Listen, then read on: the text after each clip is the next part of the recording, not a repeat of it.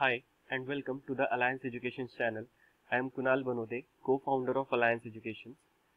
This is lecture 7 of friction, which is last lecture for the chapter. And in this chapter, we will be studying so many topics today, which are very important from exam point of view. So let's begin with the first topic, coefficient of friction between body and wedge.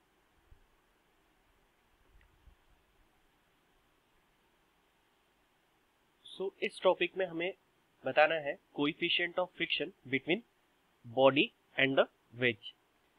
सो यहां पर दिया क्या रहेगा हमें कि एक veg रहेगा। अगर स्मूथ वेज में बॉडी नीचे फॉल हो रही है या नीचे स्लाइड हो रही है तो उसके लिए एक टाइम रहेगा दिया हुआ, and eight the same time दिया रहेगा कि अगर सेम वेज को हम रफ बना देते हैं तो उसका टाइम डेफिनेटली बढ़ जाएगा स्लाइड होने के लिए।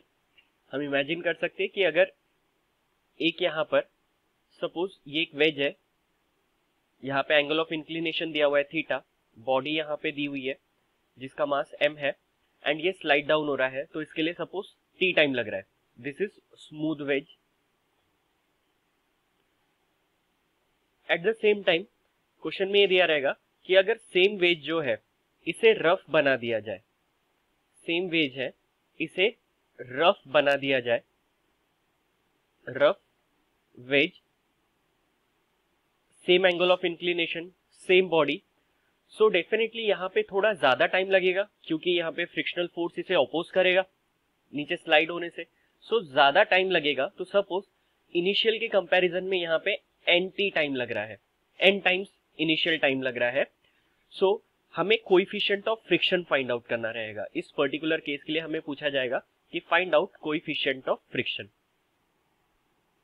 सो पहले केस में अगर वेज जब स्मूथ दिया हुआ है, सो वी नो यहां पर कि एक्सेलरेशन ड्यू टू ग्रेविटी समझने के लिए हम g डाउनवर्ड डायरेक्शन में होता है, सो ये हो जाएगा theta equivalent to theta, this is g cos theta, and forward direction में क्या रहेगा g sin थीटा। ये हमने भी देखा है पहले कि बॉडी जब स्लाइड हो रही है इंक्लाइंड प्लेन में तो एक्सेलरेशन कितना होता है g sin थीटा के बराबर।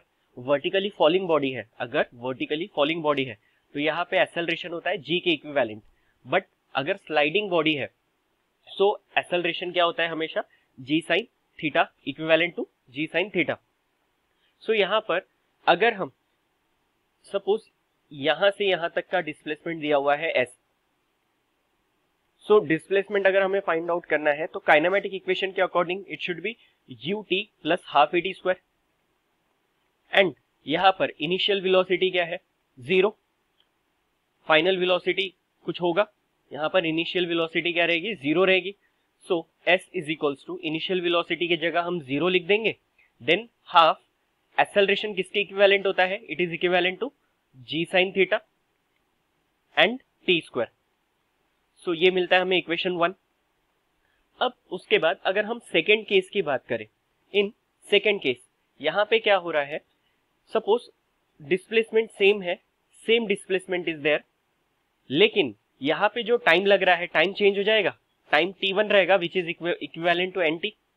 सो यहाँ पे अगर हम सेकेंड केस में डिस्प्लेसमेंट का फॉर्मूला लगाते हैं तो डिस्प्लेसमेंट क्या हो जाएगा s is equals to ut plus half at1 square, but initial velocity हमें पता है इस केस में भी इनिशियल वेलोसिटी 0 है, सो इनिशियल वेलोसिटी 0 है तो s इज इक्वल्स टू हो जाएगा हाफ at1 स्क्वायर। सो सब कुछ डिपेंड करता है a के ऊपर, एक्सेलरेशन के ऊपर, और इस केस में एक्सेलरेशन कैसे फाइंड आउट करना वो हमने देखा था। सो अगर आपको याद नहीं है सो एक बार हम इसे रिवाइज कर लेते हैं कि एक्सेलरेशन इस पर्टिकुलर केस में कैसे फाइंड आउट किया जाता है।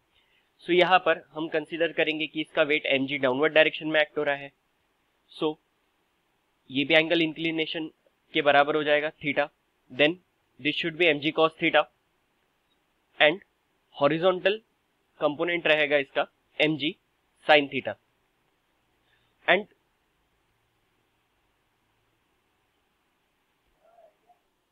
क्योंकि ये बॉडी स्लाइड कर रही है सो नेट डाउनवर्ड फोर्स रहेगा मास इनटू एक्सेलरेशन, एंड ये किसके बराबर रहेगा, mg sin थीटा। इसे फॉरवर्ड डायरेक्शन में मूव करने में हेल्प कर रहा है, बट फ्रिक्शनल फोर्स इसे अपोज कर रहा है। सो इन तीनों के कॉम्बिनेशन को हम लिख सकते हैं कि mass into acceleration should be equal to mg sin theta minus frictional force, and mass into acceleration equal to mg sin theta as it is. What is frictional force? It is mu into normal reaction. So ma again as it is, mg sin theta as it is. हमने mu को भी वैसे ही रखा, normal reaction किससे balance हो रहा है, mg cos theta से। सो हम इसको लिख सकते हैं mg cos थीटा। हर जगह से मास कैंसिल करने के बाद हमें मिलता है acceleration equal to g common sine theta minus mu cos theta. So ये हो जाएगा एक्सेलरेशन इंक्लाइंड प्लेन के लिए। आप ये डायरेक्टली भी याद रख सकते हैं कि अगर फ्रिक्शन है तो एक्सेलरेशन हमेशा रहेगा g into sine theta minus mu cos theta, and friction नहीं है तो एक्सेलरेशन रहेगा इंक्लाइंड प्लेन में g साइन थीटा। सो अब ये एक्सेलरेशन की वैल्यू हम सेकेंड इक्वेशन में अगर रख दे तो क्या मिलेगा, displacement equal to half, acceleration की जगह हम लिखेंगे g sine theta minus mu cos theta, and हमें पता है टाइम जो है it is equal to n times t, तो इसको लिख सकते हैं हम n स्क्वायर t स्क्वायर, क्योंकि यहाँ पे t स्क्वायर आ रहा है, सो n स्क्वायर t स्क्वायर हो जाएगा। अब this is equation 2, but equation 1 और 2 सेम डिस्प्लेसमेंट रिप्रेजेंट कर रहे हैं। हमने भी पहले केस में जस्ट स्मूथ वेज लिया था बट डिस्प्लेसमेंट तो s ही था, एंड सेकेंड केस में रफ वेज लिया बट डिस्प्लेसमेंट s है। सो 1 और 2 तो सेम डिस्प्लेसमेंट के लिए है, इस वजह से हम दोनों को इक्वेट कर सकते हैं, एंड इक्वेट करने के बाद we can write half g sine theta t square should be equal to half g sine theta minus mu cos theta n square t square. सबसे पहले तो हाफ हाफ कैंसिल हो जाता है, g कैंसिल हो जाता है, एंड t स्क्वायर भी कैंसिल हो जाता है। हमें रीअरेंज करना है टू फाइंड आउट म्यू। हमारा क्वेश्चन ही वही था कि coefficient of friction between body and wedge हमें फाइंड आउट करना है। कैसे केस में, जब स्मूथ वेज के केस में t टाइम दिया रहेगा एंड रफ वेज के केस में n टाइम्स t दिया रहेगा तो। सो यहाँ पर n रिक्वायर्ड रहेगा हमें, क्योंकि फॉर्मूले में आ रहा है। सो अब म्यू के लिए रीअरेंज करते हैं इसे। सो जो बच जाता है उसे लिख लेते हैं पहले, sine theta equal to sine theta minus mu cos theta, and ये n स्क्वायर इधर में था, साइन थीटा के पास जाएगा तो डिवाइड में n square, then mu cos theta इधर माइनस में इस साइड आ जाएगा तो it is plus mu cos theta equal to sine theta, and ये टर्म को हम दूसरी साइड भेजते हैं तो minus sine theta upon n square. So overall हमारे पास क्या बच जाता है, म्यू दोनों में से sine theta common, 1 minus 1 upon n square, and cos theta divide में। सो म्यू मिलता है हमें tan theta into 1 minus 1 upon n square. So mu किस पे डिपेंड कर रहा है, म्यू डिपेंड कर रहा है इंक्लिनेशन के ऊपर, angle of inclination, and second कि टाइम जो है कितने टाइम्स वेरी हो रहा है, मीन्स वैल्यू ऑफ n। ये दो फैक्टर पे म्यू की वैल्यू डिपेंड करती है। सो इसी टॉपिक पे बेस्ड हम एक क्वेश्चन देखते हैं अभी। इसमें दिया हुआ है, a body takes just twice the time as long to slide down a plane inclined at 30 degree to the horizontal as if the plane were frictionless. क्या कहा गया है कि इनिशियली प्लेन फ्रिक्शनलेस था, एंगल ऑफ इंक्लिनेशन 30 डिग्री है, यहाँ पे क्या कहा गया, इट इज फ्रिक्शनलेस, एंड उसके बाद सेम वेज रखा, बट अब इस केस में यहाँ पे फ्रिक्शन आ गया। सो बॉडी को स्लाइड होने के लिए ट्वाइस द टाइम लग रहा है। अगर यहाँ पे s डिस्टेंस कवर करने के लिए t टाइम लग रहा था तो यहाँ पे s डिस्टेंस कवर करने के लिए 2t टाइम लग रहा है। द कोएफिशिएंट ऑफ फ्रिक्शन हमें बताना है। सिंपल फॉर्मूला है, हमने अभी थोड़ी देर पहले देखा कि coefficient of friction is given bye tan theta into 1 minus 1 upon n square. Theta की वैल्यू कितनी दी हुई है, 30 डिग्री, एंड n की वैल्यू कितनी दी हुई है, 2। सो आई होप ये क्वेश्चन आप आगे सॉल्व कर सकते हो। बस आपको वैल्यू सब्स्टिट्यूट करनी है क्वेश्चन में एंड आंसर बताना है। सो आप अपना आंसर कमेंट सेक्शन में हमें बता सकते हैं। सो अब हम बढ़ते हैं नेक्स्ट टॉपिक के ऊपर, stopping of a block due to friction. So इस पर्टिकुलर केस में हमें किन बातों पे फोकस करना है। सबसे पहले तो दो केसेस रहेंगे, एक रफ हॉरिजॉन्टल एंड दूसरा रहेगा इंक्लाइन सरफेस। एंड दिया रहेगा कि यहाँ पर एक ब्लॉक है एंड ब्लॉक को मूव किया, सो कुछ इनिशियल वेलोसिटी के साथ ये मूव करेगा एंड ब्लॉक आगे जाके स्टॉप हो जाएगा। सो डेफिनेटली इसकी फाइनल वेलोसिटी 0 हो जाएगी क्योंकि इसे पुश किया जा रहा है एंड ये स्टॉप हो रहा है जस्ट बिकॉज ऑफ फ्रिक्शन। सो हमें बताना पड़ेगा यहाँ पर कि कितना डिस्टेंस कवर किया इसने। अगर हमें फ्रिक्शन पता है एंड यू पता है तो यहाँ पे फ्रिक्शन रहेगा। सिमिलरली सेकेंड केस, इसमें कुछ इस तरीके से दिया रहेगा कि ब्लॉक इंक्लाइन प्लेन पे है एंड कुछ इनिशियल यू वेलोसिटी के साथ इसे ऊपर की ओर पुश किया हुआ है। सो कुछ डिस्टेंस कवर करके ये रुक जाएगा, इसकी फाइनल वेलोसिटी 0 हो जाएगी। सो इसने टोटल कितना डिस्टेंस कवर किया ये हमें बताना है। सो पहला केस देखते हैं। इसमें दिया हुआ है stopping of a block due to friction on horizontal road. तो हमें इसमें पहला फाइंड आउट करना है distance travelled before coming to rest, कि एक हॉरिजॉन्टल रोड हमें गिवन है। अब यहाँ पर क्या कहा गया है कि एक ब्लॉक है जिसे इनिशियल स्पीड u से पुश किया गया, then after travelling s distance ये स्टॉप हो जाता है। स्टॉप हो जाता है तो फाइनल वेलोसिटी इसकी 0 हो जाती है। सो हमें बताना है कि distance travelled before coming to rest. अब सबसे पहले ये सोचिए कि ये रुक क्यों रहा है। इसे जब फॉरवर्ड डायरेक्शन में फोर्स अप्लाई किया था, सो फोर्स हमें कैसे मिलेगा? Force is given by mass into acceleration. ये होगा फोर्स, ये हो गया फॉरवर्ड डायरेक्शन में फोर्स। अब ये रुक रहा है, रुक क्यों रहा है? क्योंकि इसके मोशन को अपोज कर रहा है फ्रिक्शन। सो जिस मोमेंट पे ये रुकेगा उस मोमेंट पे क्या होगा? उस मोमेंट पे जो इसका फोर्स है, फोर्स की वैल्यू फ्रिक्शनल फोर्स के बराबर हो जाएगी। सो ये हम समझ सकते हैं यहाँ पर कि जो रिटार्डिंग फोर्स है, किस मोमेंट पे ये रुकेगा? जिस मोमेंट पे रिटार्डिंग फोर्स जो है which is equal to frictional force, which is equal to frictional force, ये मास इनटू एक्सेलरेशन के बराबर हो जाएगा, उस मोमेंट पे ये रुक जाएगा। सो इसे हम इक्वेट करेंगे तो हमें एक्सेलरेशन के लिए फॉर्मूला मिलता है। हम यहाँ पे लिख सकते हैं कि retarding force is frictional force and frictional force is given by mu into normal reaction and forward force क्या था? Mass into acceleration. Normal reaction जो है, normal reaction it should be equal to mg। So यहाँ पर mu mg लिख सकते हैं हम equal to mass into acceleration. Mass cancel हो जाता है तो acceleration should be equal to mu into g। So this should B acceleration. अब हमें निकालना है डिस्प्लेसमेंट, तो उसके लिए हम काइनेमेटिक इक्वेशन यूज करेंगे। सो काइनेमेटिक इक्वेशन हम यूज करते हैं, यहाँ पे हम लिख सकते हैं v square equal to u square minus 2as displacement के लिए। वी नो फाइनल वेलोसिटी तो 0 हो रहा है, इसका फाइनल वेलोसिटी कितना हो रहा है? 0, क्योंकि ब्लॉक रुक जाएगा फ्रिक्शनल फोर्स के वजह से। सो फाइनल वेलोसिटी के जगह हम 0 लिख देंगे। इनिशियल वेलोसिटी कुछ रहेगा u माइनस 2, एक्सेलरेशन है mu g and distance s cover हो रहा है। सो इसे रीअरेंज करने के बाद हमें क्या मिलता है? यहाँ पे u स्क्वायर है, हम लिख सकते हैं mu g s should be equal to u square. So s should be equal to u square upon 2 mu g. ये रहेगा फॉर्मूला फॉर डिस्प्लेसमेंट। अगर हमें क्वेश्चन में मोमेंटम गिवन है तो मोमेंटम से हम वेलोसिटी निकाल सकते हैं। We know momentum means mass into velocity. So यहाँ पर वेलोसिटी की जगह हम लिख सकते हैं mass momentum divide by mass, तो इससे भी हम फॉर्मूला ये बना सकते हैं। सो हम लिख सकते हैं u के जगह मोमेंटम अपॉन मास। ये वैल्यू अगर इसमें सब्स्टिट्यूट कर दे तो फॉर्मूला क्या बनेगा? s is equals to u square के जगह p by m whole square divide by 2 mu g. So it should be equal to p square upon 2 m square mu g. So अगर momentum given है तो ये formula, या फिर आप momentum से पहले वेलोसिटी निकाल लीजिए, बाद में डिस्प्लेसमेंट के लिए u स्क्वायर अपॉन 2 म्यू जी हम यूज कर सकते हैं। अब इसी में सेकंड पूछा गया है कि time taken to come to rest.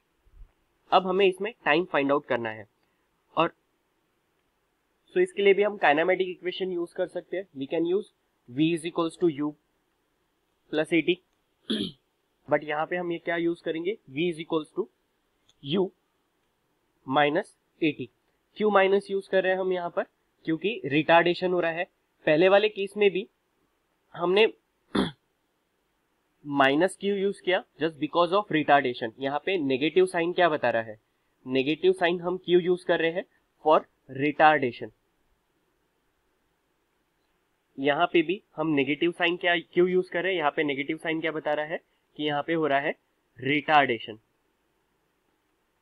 अब सो फाइनल वेलोसिटी 0 है, initial velocity u minus acceleration किसके बराबर था, हमने पहले देखा था, acceleration is equal to mu g T.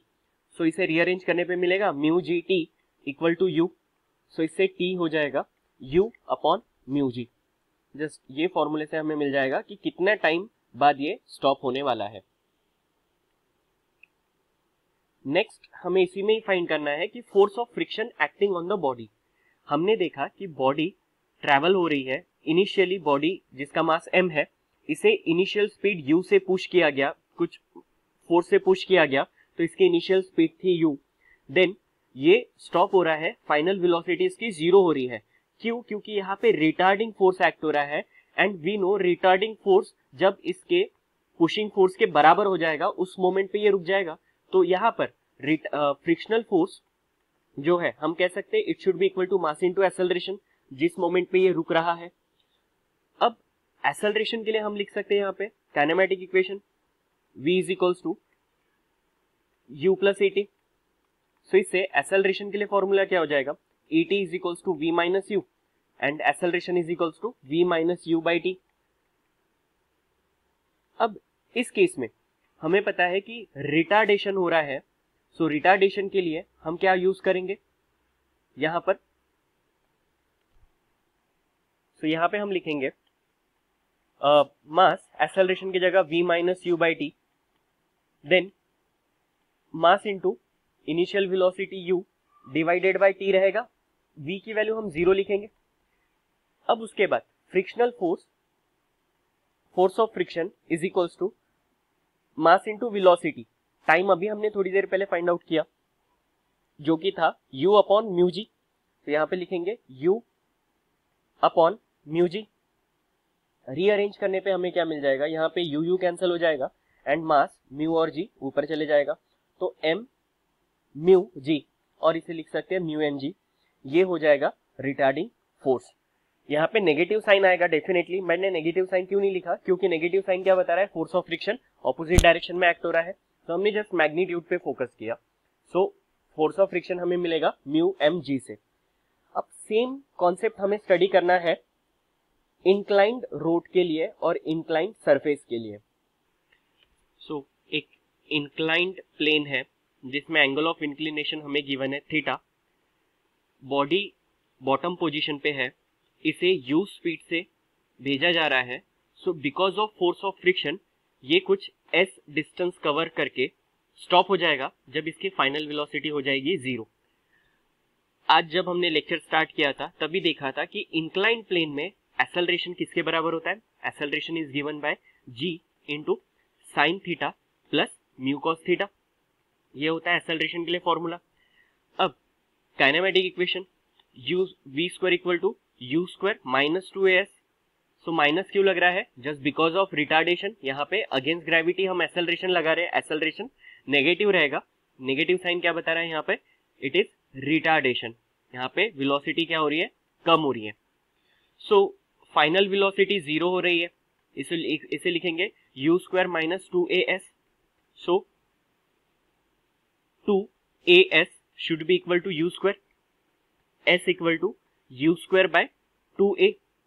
But हमने अभी देखा u square upon 2 acceleration should be equal to g sine theta plus mu cos theta. So ये रहेगा फॉर्मूला फॉर डिस्प्लेसमेंट। अब इस टॉपिक पे बेस्ड हम कुछ न्यूमेरिकल सॉल्व करते हैं। जैसे पहला केस दिया हुआ है, a marble block of mass 2 kg lying on ice when given a velocity of 6 meter per second is stopped by friction in 10 seconds, then the coefficient of friction is। हमें बताना है यहाँ पर कि coefficient of friction क्या होगा। Case क्या दिया हुआ है कि एक आइस है, आइस ब्लॉक है, इसके ऊपर मार्बल ब्लॉक रखा हुआ है जिसका मास है 2 kg एंड इसे पुश किया with some initial velocity 6 metre पर सेकेंड के साथ। सो ये कुछ 10 सेकंड में, t is equals to 10 second में ये स्टॉप हो जाता है।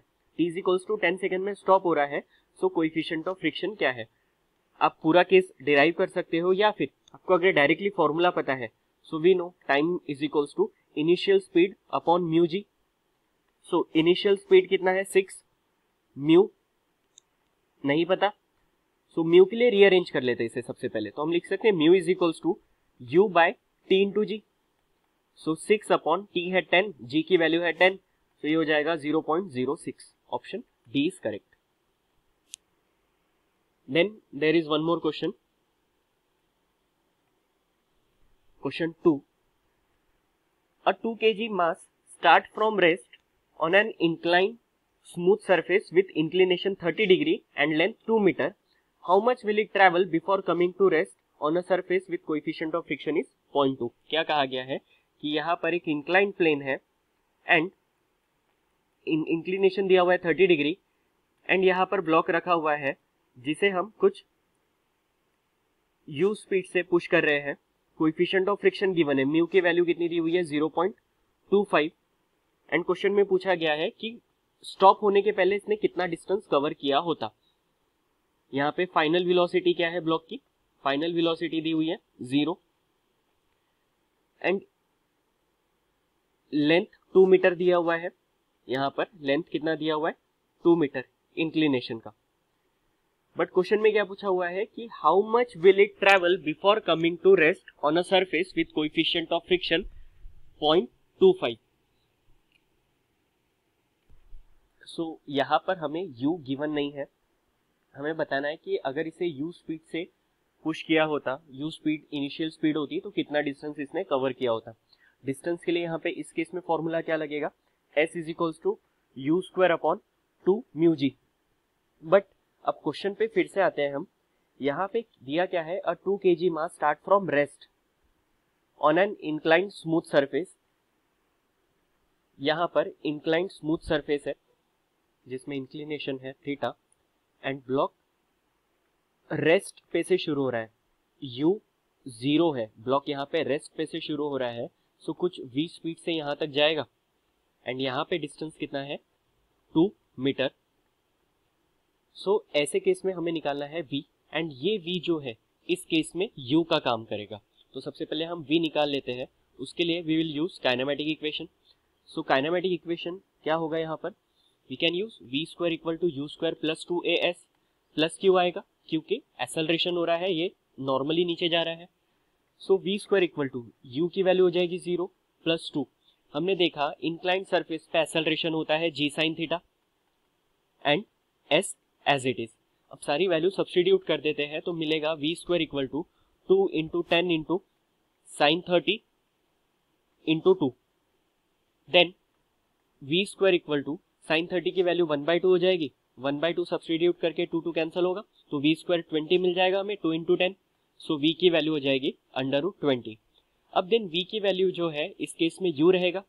सो पहले वाले केस में हम सॉल्व करते हैं, we can write u square means √20 का स्क्वायर डिवाइड बाय 2, म्यू दिया हुआ है 0.25 एंड g की वैल्यू है 10, ये कैंसिल हो गया, this is 10, then 10 cancel, so it is equal to 1/0.25। सो यहाँ पे 100/25 कर सकते हैं इसे, हमने पॉइंट काट के ऊपर में 2 0 दे दिए, 2 नंबर के बाद पॉइंट था तो 25 4 जा 100, 4 मीटर रहेगा आंसर। सेकेंड है इसके बाद stopping of 2 blocks due to friction. समझते इस केस को। अब इस केस में क्या दिया हुआ है कि यहाँ पर 2 ब्लॉक्स हैं, हम इस साइड में लिखते हैं इसे, यहाँ पर 2 ब्लॉक्स है जिनका मास हमने कंसीडर किया कि यहाँ पे मासेस दिए हुए हैं m1 एंड m2 एंड दोनों के बीच में, दोनों सपोज स्प्रिंग से कनेक्टेड है, दोनों स्प्रिंग से कनेक्टेड है एंड स्प्रिंग से कनेक्टेड है एंड क्या कहा गया है, suppose when this 2 masses compress toward each other and suddenly release, तो इनका जो एनर्जी है वो डिसिपेट हो जाएगा अगेंस्ट फ्रिक्शन एंड ये दोनों रेस्ट पे आ जाएंगे। मतलब इनको पुश किया, एक दूसरे की तरफ लेकर आए, तो इसके अंदर हम पोटेंशियल एनर्जी दे रहे हैं। अब जैसे इसको रिलीज किया तो स्प्रिंग एक्सपांड होगा एंड ये एक दूसरे से दूर आ जाएंगे। M1 आ जाएगा यहाँ पर एंड M2 आ जाएगा यहाँ पर, क्योंकि ये जो दिस इज इनिशियल पोजीशन इनका, दिस इज इनका इनिशियल पोजीशन। सो यहाँ पे क्या हो रहा है, M1 डिस्प्लेस हुआ S1 से एंड M2 डिस्प्लेस हुआ S2 से। समझने की कोशिश कीजिए यहाँ पर कि क्या हो रहा है। यहाँ पे जो इनकी इनिशियल काइनेटिक, जैसे ही ये गया, जैसे ही मूव हुआ, तो यहाँ पर इनकी जो इनिशियल काइनेटिक एनर्जी है वो फ्रिक्शन को अपोज करने में पूरी की पूरी यूज हो रही है और ब्लॉक रेस्ट पे आ रहे हैं। सो हम यहाँ पे कह सकते हैं कि एनर्जी जो है dissipate, energy dissipate against friction, against friction should be equal to its initial kinetic energy, initial kinetic energy। तब जाके ये ब्लॉक रेस्ट पे आ जाएगा। ब्लॉक क्या हो जाएगा, रेस्ट पे आएगा। कब, जब इनकी जो काइनेटिक एनर्जी है वो किसके बराबर हो जाएगी, energy dissipate, energy loss against friction. Friction की वजह से जो एनर्जी लॉस हो रहा है, तो फ्रिक्शन की वजह से अगर पूरी की पूरी काइनेटिक एनर्जी लॉस हो गई तो ये क्या हो जाएगा, रेस्ट पे आ जाएगा। सो यहाँ पर हम इसे सॉल्व करने की कोशिश करते हैं। सपोज एनर्जी डिसिपेट, एनर्जी निकालना है तो एनर्जी कैसे निकालेंगे हम, work done is the measure of energy, तो वर्क डन निकाल लेते हैं। वर्क डन अगेंस्ट फ्रिक्शन क्या होगा, frictional force into displacement should be equal to its initial kinetic energy. यहाँ पे लिख सकते हैं इनिशियल काइनेटिक एनर्जी। सो अगर हम यहाँ पे वैल्यू सब्स्टिट्यूट करें तो हमें क्या मिलेगा, हम यहाँ पे लिख सकते हैं फ्रिक्शनल फोर्स किसके बराबर होगा, म्यू mg के बराबर, mu into normal reaction and normal reaction should be equal to mg into displacement and kinetic energy क्या होता है, हाफ mv स्क्वायर, ये होता है काइनेटिक एनर्जी। अब इसके बाद काइनेटिक एनर्जी को अगर हमें मोमेंटम के फॉर्म में लिखना है, तो सपोज हमें मोमेंटम गिवन है तो हमें लिखना पड़ेगा half mv square, momentum means mv होता है, तो ऊपर और नीचे मास की एडजस्टमेंट करनी पड़ेगी, तो m square v square upon m लिख सकते हैं इसे। So it is half p square by m, क्योंकि mv मोमेंटम होता है, मोमेंटम मीन्स p, पिज्जा स्क्वायर बाय m। सो यहाँ पर mu mgs can be written as p square by 2m। So इससे s के लिए फॉर्मूला क्या बनता है, p square by 2m square mu g। So ये रहेगा कंडीशन कब, जब p और m दोनों ब्लॉक के लिए सेम रहेगा, इसलिए हमने m लिखा, क्योंकि हम कंसीडर करे हैं m क्यों लिखा हमने कंसीडर किया m1 इक्वल टू m2 है जिसको हमने m लिया, एंड दोनों ब्लॉक के लिए मोमेंटम सेम है, p1 equal to p2 equal to p। So अगर हम ये केस कंसीडर करें तो यहाँ पे हो जाएगा s is proportional to 1 upon m square. So s1 upon s2 अगर निकालना है रेशो, तो रेशो क्या हो जाएगा, s1 के लिए 1 अपॉन m1 स्क्वायर, s2 के लिए 1 upon m2 square. So overall मिलेगा s is equals to m2 square divide by s1 upon s2 equal to m2 square divide by m1 square, और अगर हम स्क्वायर कॉमन लेते हैं तो ये हो जाएगा m2 बाय m1, क्योंकि यहाँ पर डिस्प्लेसमेंट मास को इनवर्स रिलेशन में, जितना ज्यादा मास, जितना हेवी ऑब्जेक्ट उतना कम डिस्प्लेसमेंट। सो इस तरीके से हम इसे समझ सकते हैं। अब नेक्स्ट है velocity at the bottom of rough wedge. So यहाँ पर सपोज ये एक रफ वेज हमारे पास है, ठीक है, पहले केस को अच्छे से समझ लेते हैं। रफ वेज दिया हुआ है, अब यहाँ पे ऊपर में एक ब्लॉक रखा हुआ है जिसका मास है m। अब ब्लॉक जो है इसका मास m है, सपोज ये वेज है, इसके हाइट दी हुई है h, तो इसमें अभी कौन सी एनर्जी है, इसमें है पोटेंशियल एनर्जी जो कि mgh से मिलेगा। ब्लॉक अगर मूव नहीं हो रहा है, इसका मतलब इसकी जो पोटेंशियल एनर्जी है पूरी की पूरी यूज हो रही है फ्रिक्शनल फोर्स को बैलेंस करने में, हम कह सकते हैं, या फिर हम यहाँ पे कह सकते हैं कि अगर ब्लॉक मूव नहीं हो रहा है, ब्लॉक डज नॉट मूव, सो ऐसे केस में क्या होगा, वी कैन से कि पोटेंशियल एनर्जी क्या कर रही है, it is balancing the work against, किसके बराबर हो जाएगा, it should be equal to work against friction.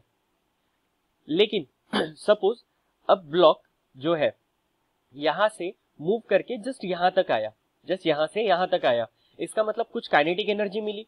So kinetic energy कुछ जो मिली उसे, वो कब मिलेगी, जब इसकी जो स्टोर्ड पोटेंशियल एनर्जी है उसमें से कुछ एनर्जी ने फ्रिक्शन को अगेंस्ट करने में वर्क यूटिलाइज होगी, कुछ एनर्जी डिसिपेट हो गई टू अपोज फ्रिक्शन, एंड उसके बाद में जो बची हुई एनर्जी थी वो काइनेटिक एनर्जी में कन्वर्ट हुई।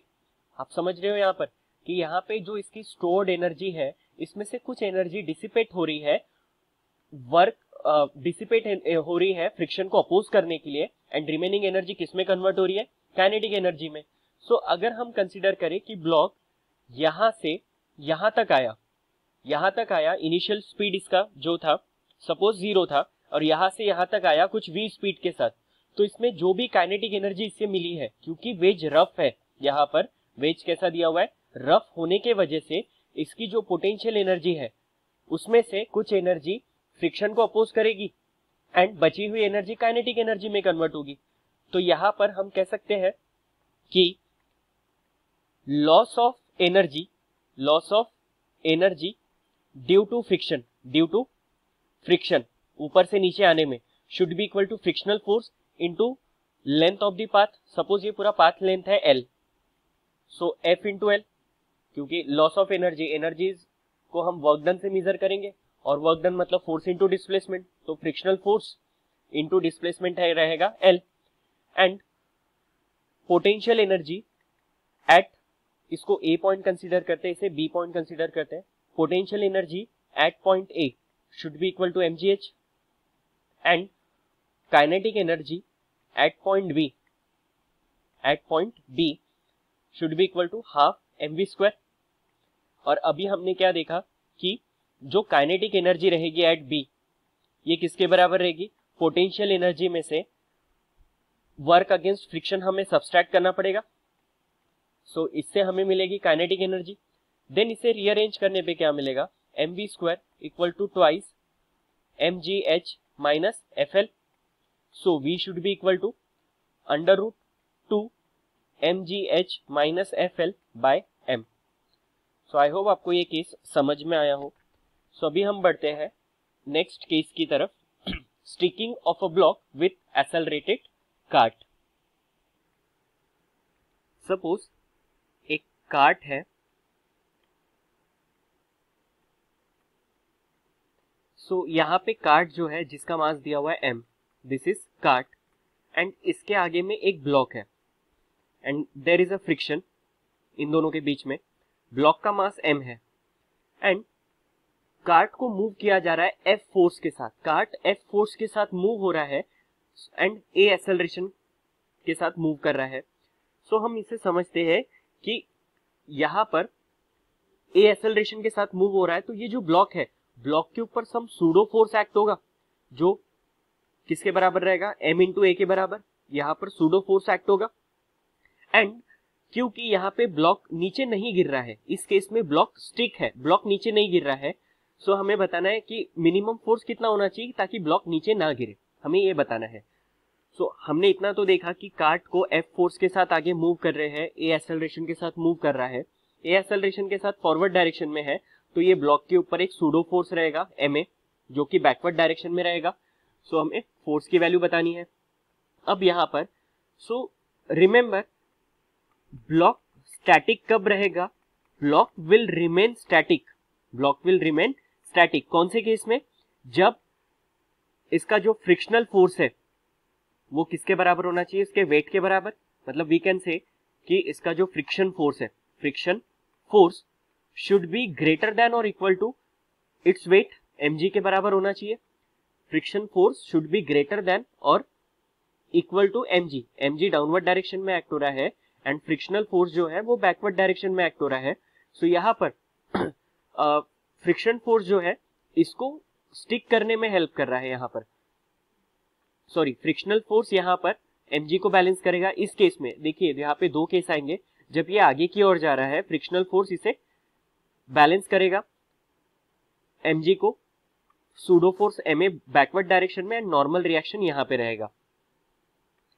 क्योंकि कार्ट आगे जा रहा है A एक्सेलरेशन के साथ, तो ब्लॉक पे सूडो फोर्स बैकवर्ड डायरेक्शन में लगेगा ma, सूडो फोर्स यहाँ पर बैकवर्ड डायरेक्शन में अप्लाई हो रहा है एंड सूडो फोर्स जो है बैकवर्ड डायरेक्शन में, नॉर्मल रिएक्शन कुछ इस तरीके से है एंड फ्रिक्शनल फोर्स जो है it is balancing its weight. Frictional force क्या कर रहा है, वेट को बैलेंस कर रहा है। अगर फ्रिक्शन नहीं होता, ये स्मूथ होता तो ये नीचे स्लाइड हो जाता, आप इमेजिन कर पा रहे हो, अगर फ्रिक्शन नहीं होता तो ये नीचे गिर जाता।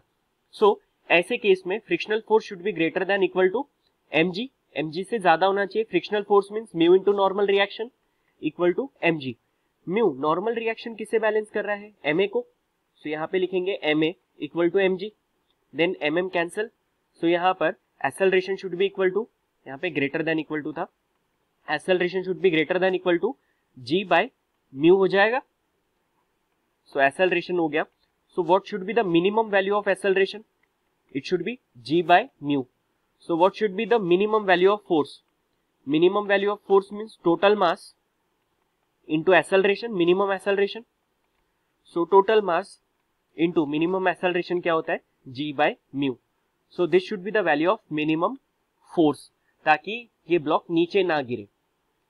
Then last topic है चैप्टर का, sticking of a person with the wall of rotor. So इस केस में क्या है कि एक रोटर है, यहां पर सपोज रोटर जिसका रेडियस दिया हुआ है r, एंड यहां पर नॉर्मल रिएक्शन, सॉरी एक पर्सन है यहां एंड रोटर घूम रहा है। अब रोटर का जो mg है, वेट जो है वो डाउन, सॉरी पर्सन जो है उसका वेट डाउनवर्ड डायरेक्शन में एक्ट होगा।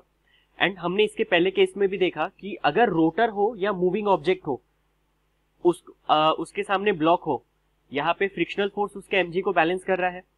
अब रोटर क्योंकि घूम रहा है, यहाँ पे सेंट्रीफ्यूगल फोर्स एक्ट होगा, यहाँ पर सेंट्रीफ्यूगल फोर्स एक्ट होगा इसके ऊपर, जो इसके नॉर्मल रिएक्शन प्रोवाइड करेगा। नॉर्मल रिएक्शन कौन प्रोवाइड कर रहा है, यहाँ पर सेंट्रीफ्यूगल फोर्स प्रोवाइड कर रहा है। ये चीज समझिए, पर्सन जो है, पर्सन नीचे नहीं गिरेगा, पर्सन यहाँ पे स्टिक करके है, रोटर घूम रहा है, रोटर क्या हो रहा है, रोटेट हो रहा है, एंड पर्सन इसको स्टिक करके है। क्यों, क्योंकि mg डाउनवर्ड डायरेक्शन में एक्ट हो रहा है एंड फ्रिक्शनल फोर्स mg को बैलेंस कर रहा है, एंड जो सेंट्रीफ्यूगल फोर्स इसे बैकवर्ड डायरेक्शन में पुश कर रहा है, एंड नॉर्मल रिएक्शन किसके बराबर है, सेंट्रीफ्यूगल फोर्स के बराबर है। सो इन केसेस को बैलेंस कर लेते हैं। वी कैन से कि फ्रिक्शनल फोर्स जो है यहां पर should be equal to mg, तब ये पर्सन नीचे नहीं गिरेगा, and frictional force is mu into normal reaction equal to mg। So mu normal reaction क्या होता है, यहां पर नॉर्मल रिएक्शन कौन प्रोवाइड कर रहा है, centrifugal force which is m omega square r equal to mg। अब दोनों साइड से m कैंसिल हो जाता है, तो ओमेगा स्क्वायर क्या मिलता है, g by mu r। So minimum value of omega should be under root g by mu r। So ये होना चाहिए इसकी एंगुलर वेलोसिटी। ओमेगा क्या है इसमें, एंगुलर वेलोसिटी। सो यहां पर एंगुलर वेलोसिटी हमें g बाय म्यू आर से मिलती है।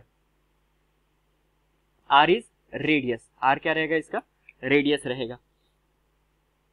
यहां पे हमें समझ में आ रहा है कि जो ओमेगा है, एंगुलर स्पीड, इसके मास पे डिपेंड नहीं कर रहा है, m पे डिपेंड नहीं कर रहा है बिल्कुल भी।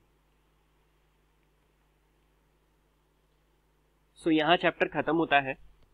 अगर आपको अलायंस एजुकेशन के बारे में जो भी कुछ इंफॉर्मेशन चाहिए, आप उसके लिए गिवन नंबर पे कांटेक्ट कर सकते हो, या आपको एडमिशन करनी है, ऑनलाइन एडमिशन भी हमारे पास ओपन है। सो आप गिवन मेल आईडी पे मेल कर सकते हो।